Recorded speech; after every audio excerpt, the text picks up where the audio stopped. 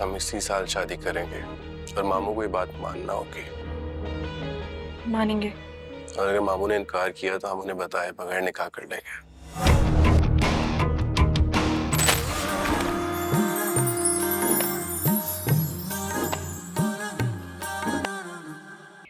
खर खर खुर्शीद शीदे।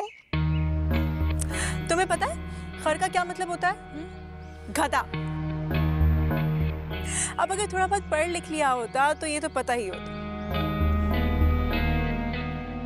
आप लोग जाओ सारे, अगली क्लास में समझा दूंगा। जाओ। पता है इंसान के नाम से उसकी पर्सनालिटी का अंदाजा होता है। अब भाई जिस बंदे का नाम ही शीदा हो तो उसकी पर्सनालिटी क्या होगी? पता है इंसान की हैसियत और औकात का अंदाजा कैसे लगाया जाता है? उसकी ज़बान से। सारी नेमतें होने के बावजूद, महंगे तरीन स्कूलों में पढ़ने के बावजूद अगर इंसान की सोच छोटी रह जाए ना तो वो इंसानियत से गिर जाता है। और गधा भी उससे बेहतर होता है।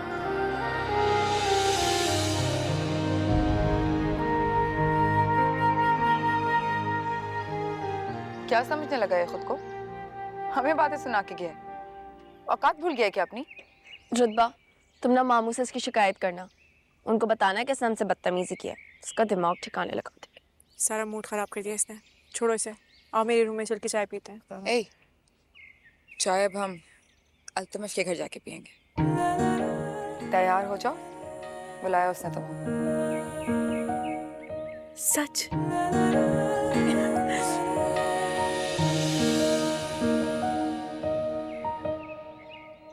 खुर्शीद,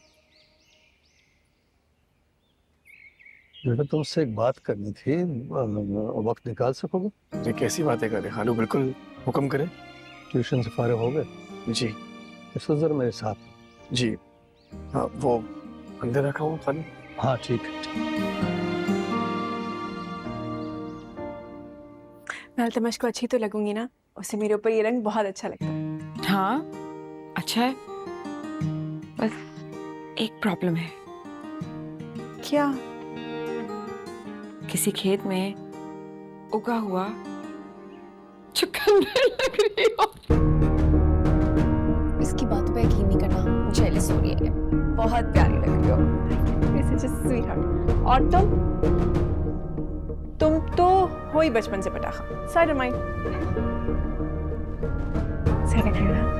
बिल्कुल परफेक्ट। दुल्हन की तरह तैयार तो हो गई हो। मामू से पूछा? आपा मैं तो कहती हूँ कि इस बार लड़की को जरा ठीक से काबू करें। भाई साहब के इरादे मुझे कुछ नेक नहीं लगते। ये ना हो कि बात भी हाथ से निकल जाए और लड़की भी। फिक्र न करो अम्मा, लड़की की सारी लगामें मेरे बेटे के हाथ। भाई साहब को तो अपनी बेटी के पागलपन का अंदाजा ही नहीं है। सही है आपा, लेकिन अल्तमश को भी समझाएं। हमारा मकसद वहां से सिर्फ रुतबा की डोली लाना नहीं है, हमें अपना हक भी पूरा पूरा हासिल करना है। सब कुछ मेरे अल्तमश का है रौनक, सब कुछ।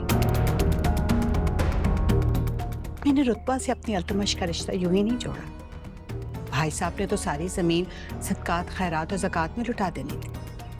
हमारे बाप की जागीर यतीमों मिस्कीनों के हत्थे चढ़ जानी थी। अब तुम देखना, रुतबा से शादी के बाद मेरा अल्तमश संभालेगा सब कुछ। इंशाअल्लाह।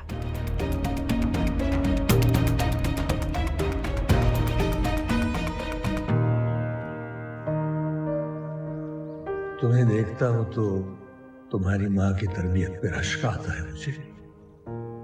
काश रुतबा ने अल्तमश को पसंद करने में इतनी उजरत न दिखाई होती।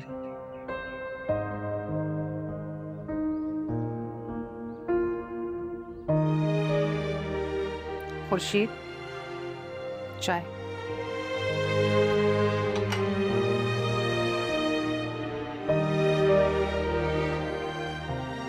मैं मेहर भाई ने तुम्हें क्यों बुलाया था बेटा?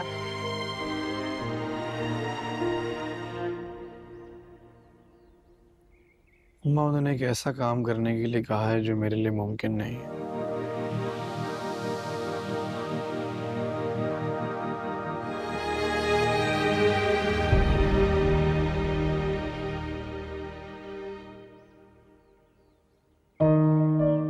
पूछो तो कौन? वही जिसे देखे बगैर ना मेरी सुबह होती है ना मेरी शाम।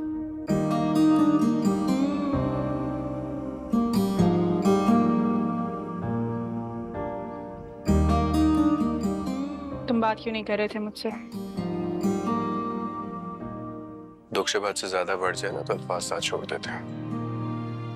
मामू ने मेरे साथ अच्छा नहीं किया। रिश्ते का पास ना होता तो उन्हें बताता कि अल्तमश कौन है। मेरा दिल जानता है कि अल्तमश कौन है। मुझे किसी और की कोई परवाह नहीं।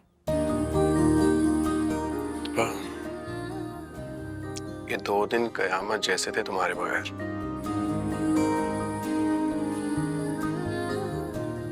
तुमसे दूर रहना मेरे लिए मुमकिन नहीं है। मामू का फैसला नाकाबिले कबूल है मेरे लिए।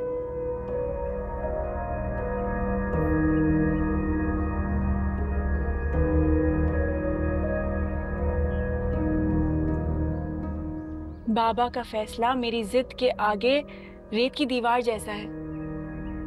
मुझे जिंदगी में सिर्फ तुम्हारा साथ चाहिए और कुछ भी नहीं। मेरी बात सुनो रुतबा। तुम मामू को इतना नहीं जानती जितना रौनक खाला और माँ जी जानती है। एक बार मामू जिद पर आ जाए ना तो किसी रिश्ते किसी मोहब्बत का पास नहीं रखते। बाबा ऐसे नहीं है अल्तमश। बाबा मुझसे बहुत प्यार करते हैं, मेरा बहुत ख्याल रखते हैं, वो मेरी हर जिद मानते हैं। तुम देखना, मैं उन्हें समझाऊंगी, वो समझ जाएंगे। तुम यूनिवर्सिटी नहीं जाओगी, ये मेरा फैसला है। नहीं जाऊंगी। हम इसी साल शादी करेंगे और मामू को ये बात मानना होगी। मानेंगे। और अगर मामू ने इनकार किया तो हम उन्हें बताए बगैर निकाह कर लेंगे।